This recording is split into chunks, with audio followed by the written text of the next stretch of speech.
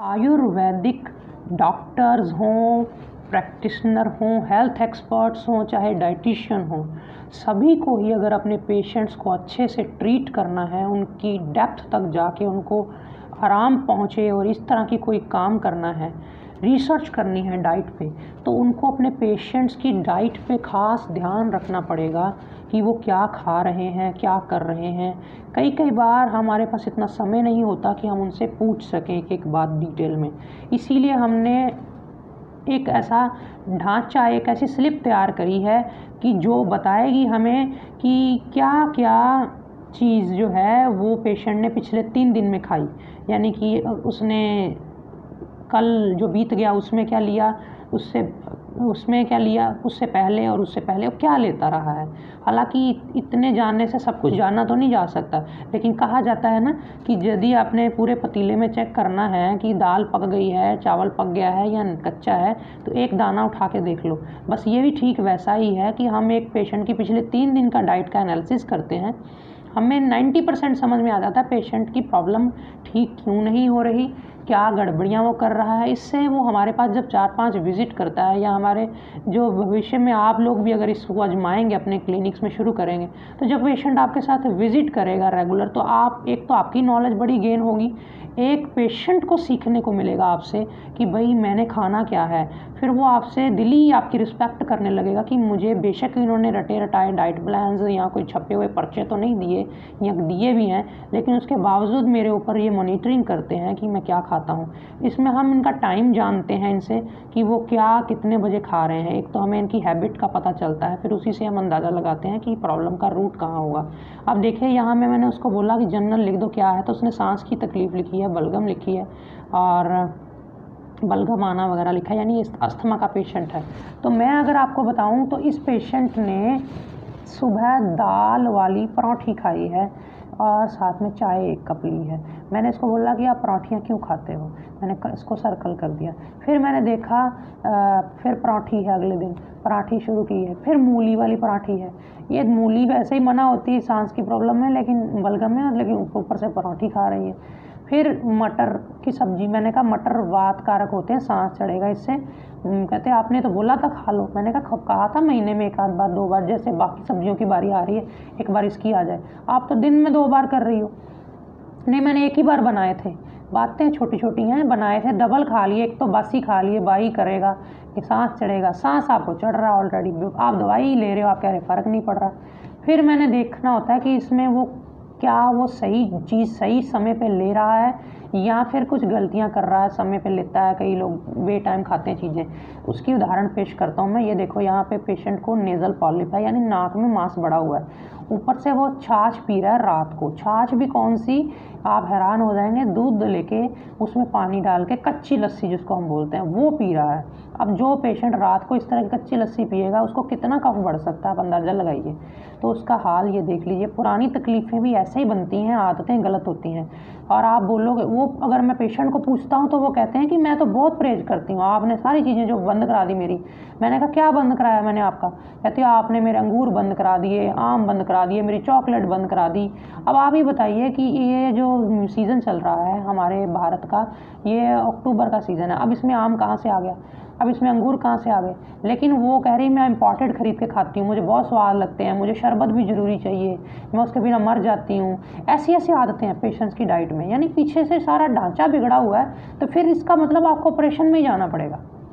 आपका कोई नहीं रोक सकता इलाज कराने से, आपको दवाइयाँ खाने से, क्योंकि आपका पूरा बन चुका है ऐसा प्लान। आपको अगर कोई चीज़ बदलने की कोशिश करता है, आपको लगता है ये तो मेरे साथ ज्यादती हो रही है, मेरे को परहेज करा दिए जा रहे हैं, ऐसा कुछ नहीं है।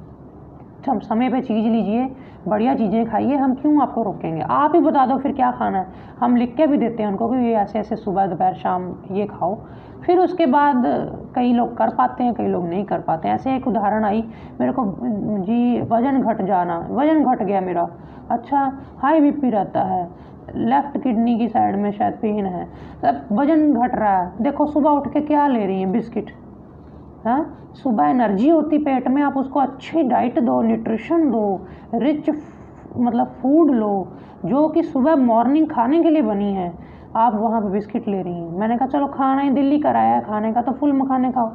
इसी तरह रोटी के साथ कभी कभी मिश्री के साथ खा रही है रोटी, सूखी रोटी, ना उसमें कोई सब्जी ना घी है, क्या उसका वज़न बढ़ेगा?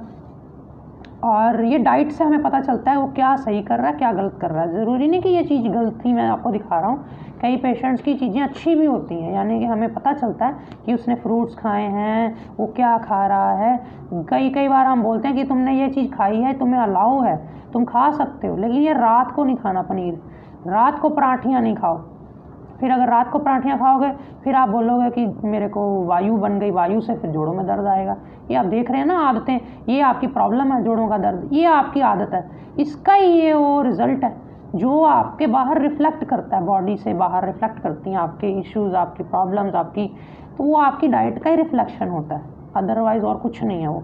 तो ये एक मैंने आज का वीडियो बनाया यूं ही बैठे बैठे मेरे मन में आया कि मैं आपको बताऊं कि कैसे लोग गलतियां करते हैं। जैसे यूट्रस में फाइब्रॉइड है, अब फाइब्रॉइड हर लेडीज़ को क्यों नहीं हो रहा?